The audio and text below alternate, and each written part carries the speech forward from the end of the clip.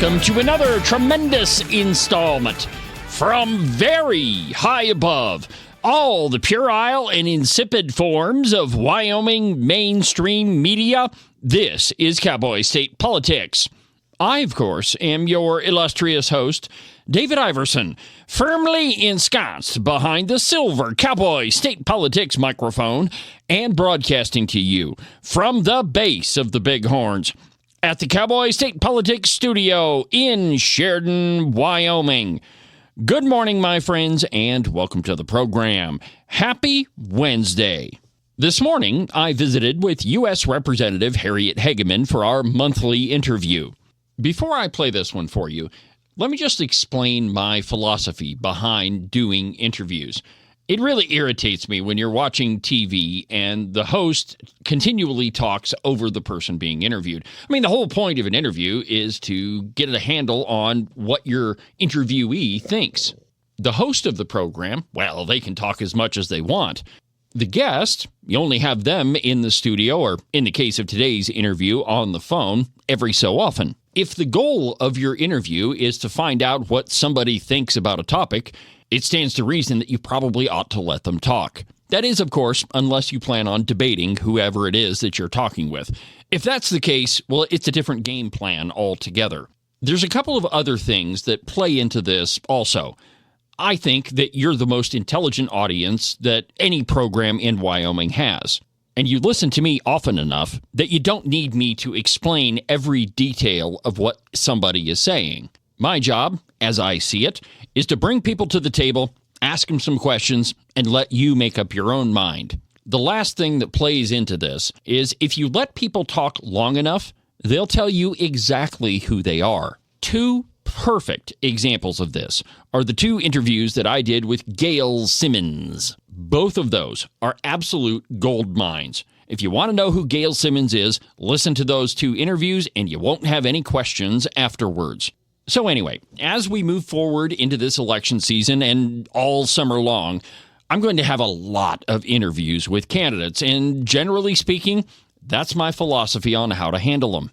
So that being said, this morning when I was talking with Harriet, I handled it precisely that way. And if you're wondering, yeah, I did ask her about her endorsement of Megan Degenfelder, and just listen to the interview and you can hear her response. So without further ado, here's this morning's discussion with U.S. Representative Harriet Hageman. We don't have that long this morning, so let's just get to it. I understand you've been traveling around for the last couple of weeks doing town halls. What have you been running into? What are people talking about? Well, all the things on the news. I've been talking about what we've been doing in Washington, D.C. on behalf of the state of Wyoming, such as my coal bonus bid bill to try to help our coal companies, and some of the other work that I've done on directed funding, for example, bringing money specifically to our communities. People are curious about what's going on with Iran. I've had quite a few different questions about that as well. Well, I've got that on my list. So why don't we just hit that nail on the head? A couple of the things I saw on a few different outlets this morning is you guys just haven't condemned the president. What is the matter with you? Well, I'm not going to condemn the president. I think that he is doing what he needs to do.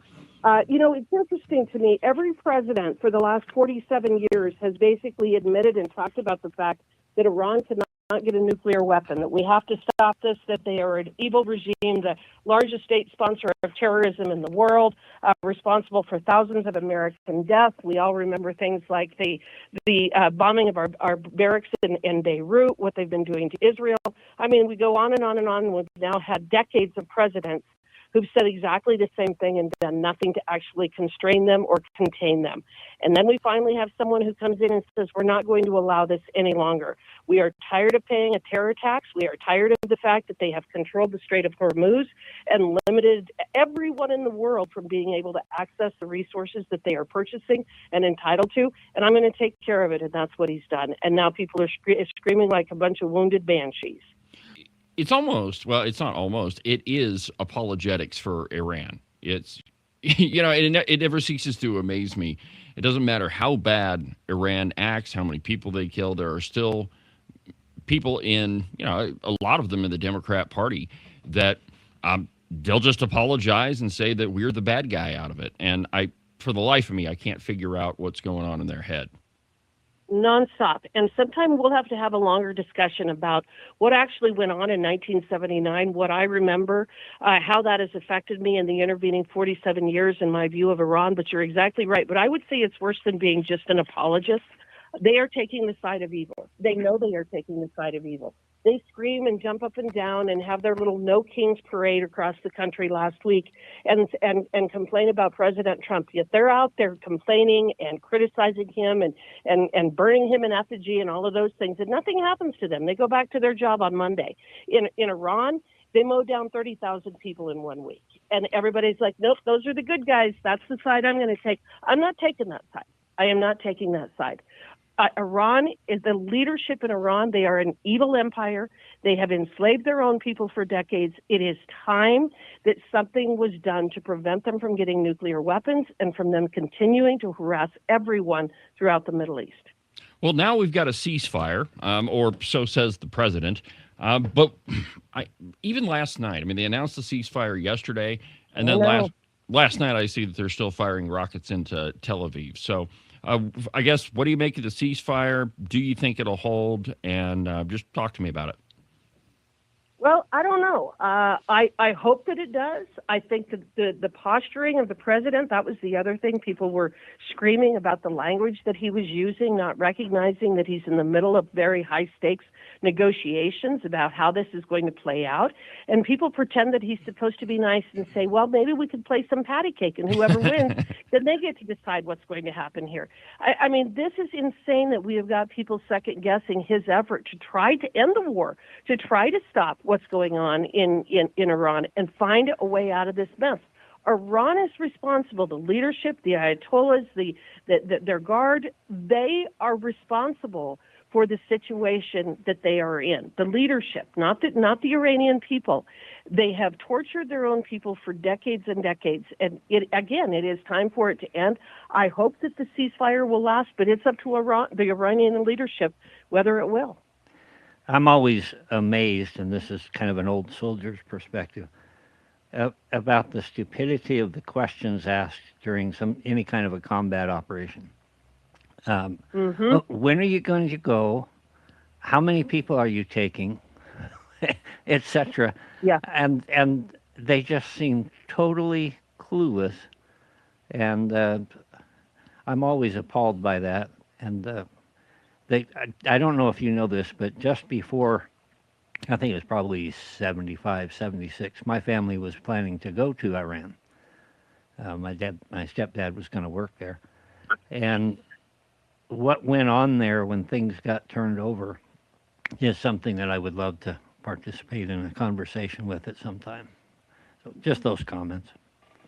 Well, and that's what I remember. I was a junior in high school in 1979, and the memory of what they did to their own people, our hostages, again, the barracks bombing in Beirut, all of those things are seared into my memory. And what they've even done to their own neighbors, lobbing bombs at them during the course of this operation. They're not the good guys. They have never been the good guys. They have never been the good guys. And why people are acting as though they are simply because they hate President Trump is appalling to me. Well, and I think you just hit on it right there, that they can't stand it when Trump wins, and rescuing the downed soldier or the downed pilot, getting a ceasefire, reopening the Strait of Hormuz. They just can't stand it that Trump gets any win whatsoever. I'd like to turn, if you wouldn't mind, Harriet, to the what's happening here in our country. We don't see a lot about the government shutdown anymore in the news. So I guess first question is the government still shut down? And the second question would be, if it is, where are we at with that? Are we making any progress? So a portion of the government is allegedly shut down, and that is the Department of Homeland Security at a very time that we are at war with Iran. So that's the interesting part. I have voted, I believe it is 4 times now, to fund the Department of Homeland Security, including FEMA, ICE, Border Patrol, the Coast Guard, all of those sub-agencies. And the Democrats in the Senate and the House have consistently voted against those measures. Because, again, they want to defund ICE. They do not want border control, and they don't want immigration enforcement. So they have shut down a very important agency for keeping the homeland safe. Now, why don't you hear about it in the news anymore? Because they cannot really paint it as a black eye against President Trump or the Republicans, because President Trump has repurposed certain money that we appropriated in the reconciliation package to pay the salaries of the employees within those agencies. Are the agencies still affected? Absolutely. But at the same time, at least for a short period of time until we can get back to D.C. and resolve this, the employees are at least receiving their pay, which is a good thing. All right. Well, and one of my questions that I have written down is, okay, so we're not seeing it on the news. It appears that TSA agents are still getting paid, and you mentioned that some money is being repurposed to ICE. But everything else seems to be kind of, running as normal.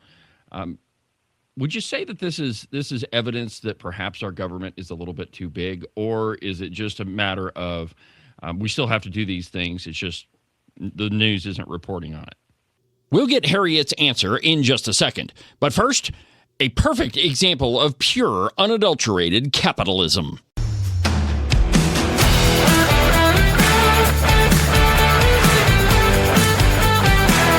Today's edition of Cowboy State Politics is brought to you by the Buffalo Wool Company. I hate to tell you this, but when your mom said that you only wear wool in the winter, she was kind of wrong about that. A pair of socks from the Buffalo Wool Company will keep your feet cool and dry even on the hottest of Wyoming summer days. Oh, so you don't believe me? I get it. It's hard to argue with mom. But what you should do is buy a pair and try it out for yourself. Go to the website, thebuffalowoolco.com. Trust me, you won't be disappointed. If you've been thinking about a building for your property, there's really only two people that you should be talking to, Marcos and Jesse at Morton Buildings. Well, hold on a minute. Maybe three people. Your wife and Marcos and Jesse. In no particular order, that is.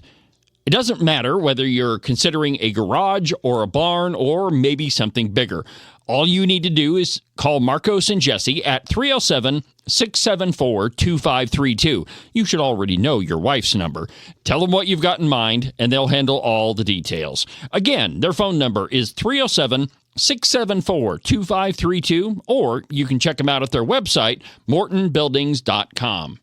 On April 18th, the Campbell County Republican Women will be hosting Kyle Mann from the Babylon Bee.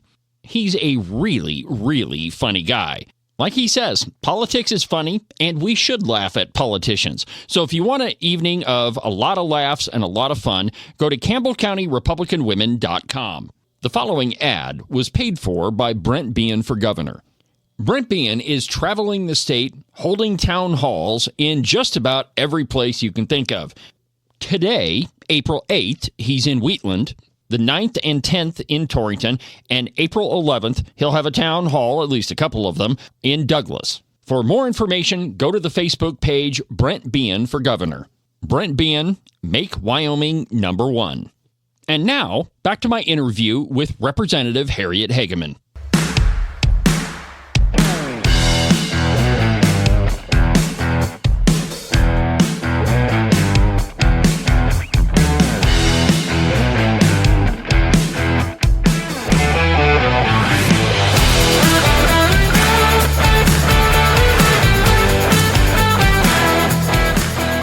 Before the break, I asked Harriet if there really was a government shutdown going on, and if everything seems normal, if this is just more evidence that the government is too big. Here's her answer. Well, a couple of things. One is that the government is kind of like an enormous ocean liner, and it's going to take some time to turn. And so it doesn't just turn out the lights the moment that the pay goes away, because it can't. And I'm going to say something else. We have some very dedicated federal employees who've gone to work even without pay. And this was the longest shutdown for them in our history. And so those folks, and I'm one who travels a lot through airports. Obviously, I'm on an airplane almost every week, if not twice a week, going to D.C. and coming home. So I see them all the time, and I visit with them when I go through the airport. I thank them for what they're doing. I thank them for what they're being there. And I'm going to say a couple of things about them. They have been professional. They have been happy. They have been engaged. They have been engaging. I said to one gentleman one day, I really want to thank you for being here and doing your job. And he said, as long as everybody's safe, then I'm happy. And I just think that reflects very well on their training, on who they are, on what they're doing. I know people can have some bad experiences with TSA and different agencies, but I have to give them credit for being willing to continue to work and do their jobs and get us through the airports. That says a lot for them. So has there been any discussion about ending your break a little bit early and going back to resolve this, or are you going to wait until the official end of your break and then just see where you're at? So the break ends Monday. Oh, okay. We're back in session on Monday. Okay. So we've been out. This is our longest break for the year. We were out for 2 weeks, and then we're going back in for 3. So we'll be back in session for the next 3 weeks after that. And again, we're not the ones that are holding this up. And I really do hope that there is some kind of a resolution that the Senate Democrats can come to. For me, not funding ICE and not funding CBP is really not an option. It's not an option. We have to be able to enforce our immigration laws. And especially in light of what happened in the 4 years of the Biden administration. We are in a crisis in this country. You're seeing it with the fraud that is being exposed in California and Illinois and Minnesota and different places. That is money that's literally being stolen out of the hands of babes. And we have got to get back. We need to get to work and address these things, but we also need to fund our agencies. Well, let's talk about that fraud for just a second. I saw a report last night when I was doing show prep that in California, it is the amount of fraud that probably exists is way bigger than anything we saw in Minnesota. Is there any effort from the federal government to try to get a handle on fraud that is happening at the state level using federal funds? I mean, is there anything we can do there, or have you guys thought about it? Well, yes. And yesterday, I don't know if I was either yesterday or the day before, I was listening to a press conference with the acting attorney general. He has appointed a specific sub-agency within the AG's office that is dedicated solely to going after the fraud. We also have the vice president who has been designated as the fraud czar. And unlike Kamala Harris, when she was designated as the border czar and then never went to the border. Yeah, we've been to the border. Did anything. Enforcement. He's actually going to do something about it. And this is a guy with a financial background. He knows how to actually ferret out fraud. So I was pretty excited that he was the one appointed. I think that is a great development. But we have the laws on the books. We don't need to pass any more laws to prosecute people for stealing federal funds. And so, but what we do need to do is we need to be going after the leadership and the people in those state agencies that allowed it to go on. There isn't any way possible that these agencies were not aware that the hospices, for example, or in California, or the transport companies in Minnesota, or the daycare centers in Minnesota. It isn't even remotely possible that they weren't aware that those people were stealing money. 80% of the Somali community in Minnesota is on welfare. Why would they need over 1,000 transport companies to take them to doctor's appointments? Why would they need hundreds and hundreds of daycare centers? They should have been staying home taking care of their own dang kids.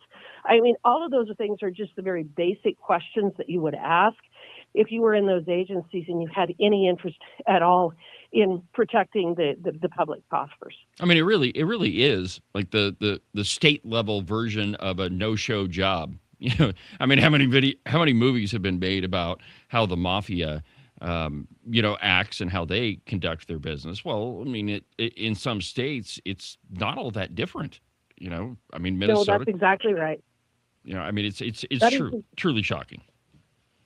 It is truly shocking, and I have read that as much as the 50% of the welfare payments in California may be fraudulent. Wow. As much as 50%. Now, when I say welfare payments, I'm talking about that in a very general sense, the hospice care, all of those things. I'm talking about the social programs that have been set up over the years to provide people with benefits that as much as 50%. And, and that brings up something else. Every time you scratch the surface in California, you find something else that's absolutely shocking to the conscience. I was meeting with the sheriff's office in Sweetwater County yesterday, and they showed me a copy of a driver's license that they had from an illegal truck driver who could not speak English. He had a CDL, a commercial driver's license from California, and the name was no name given. And this was in Wyoming. It was no name given. And when they contacted the California folks about it, they said, no, that's his last name. No name given. That's legal. That's legitimate. His name was, I think, Avery, no name given. And they said, no, that's his legal last name. Wow. And my response to that was, yeah, he's got a lot of relatives. Yes, he does. Did you happen to take a picture of that ID? I did. Awesome. I did. I've got it on my phone. I would love to see that one. All right, we've got just a couple of minutes left. I want to turn for a minute or two to state politics. It's been a while since you and I have talked, and since then we've had a gubernatorial announcement. I was going to ask you if you could just tell my audience how you came to decide on how you were going to make a gubernatorial announcement. So, well, yeah, I've endorsed Megan Degenfelder, and I think that she's the best candidate for the job. I think she's the most conservative. I think that she is tested in terms of the position that she's had. I have spent literally hours with her talking about policies, federal policies, state policies, what her plan of action is, what her interest is. I've been very impressed with the amount of preparation and study she has put into this. I think she's one of the better prepared candidates that I've ever seen. And with what my position federally and being able to work with her at the state level to advance the interests of the state of Wyoming, I think it would be a great partnership. I would like to have a closer relationship between the federal delegation and the state offices. And I think that Megan gives us the opportunity to do that. She's a very, very smart young woman. She is doing what she needs to do to get out there and meet with people. She's accessible. She's interested in learning. She's capable of working with the various agencies. I think she's very electable. She's somebody that is capable of going out and talking to people about the issues that are important to them. She's got a great background in both the oil and gas industry and the coal industry, obviously very important to Wyoming. She understands public land issues and education. She's obviously well-versed in education, and I know that over time there's going to be additional discussion about recalibration and what we need to do with our schools, and I think she will be very well suited to be able to lead on those issues and work with the next superintendent as well as the entire SLIB board to address those issues in the legislature. She's gotten a broad spectrum of endorsements from folks in the legislature. She's got Eli Bebout. She has other folks, and I just think that speaks to her ability to work with pretty much everybody. All right, let's go to a different race. Ken and I started a poll here. How many people we think are going to be applying for your old job, or I guess the job that you have? So far, all the low numbers are taken, but I do have some up in the 20 and 30 candidate range. Which one do you want to weigh in on? How many are in right now? I don't know the answer to that. Is it 8 or 9? I think it's 10. Oh, it's 10. Okay. Yeah, if you count the Democrat, it's 11. All right, and I just read about her this morning. Oh man, but I think that brings up another interesting point. At the state level, this is a case study in why we need a runoff election. I mean, if all 10 candidates stayed in until the primary, the winner's going to end up with 15% of the vote. You make a very good point, and this has happened a couple of times. When Liz Cheney ran the first time, I think there were 11 candidates, and I believe that she won with a low 40%. I think in a runoff, she probably would have prevailed just because of her name and she was popular at the time. But there's a couple of times. I remember one time in the 80s, we had, I think, 7 or 8 people running for governor. and on the Republican ticket, that is, running for governor. So it has definitely happened in the past, and I think right now people are especially interested in politics, and you're seeing that play out with people jumping in this race. Yeah, I mean, it's, we all go home at night after my wife closes the salon, and one of the jokes is, well, have you seen anybody else that's running for Congress? I mean, it's been pretty entertaining. All right, Harriet. It's going to be interesting. Yeah, it's going to be super interesting. Well, we've pretty much burned up all the time we've got. I appreciate you taking a minute this early in the morning, and when you're up around Sheridan, hit us up and we'll sit down in the studio. I would like that very much, David. Thank you to both of you, and we'll see you soon. All right, have a good day, Harriet. That'll do it for today's installment of the broadcast. Have a good rest of your week, and we'll talk again on Saturday during Weekend Update. But for now, from the base of the Bighorns at the Cowboy State Politics Studio, I'm David Iverson, and this is the one and only Cowboy State Politics.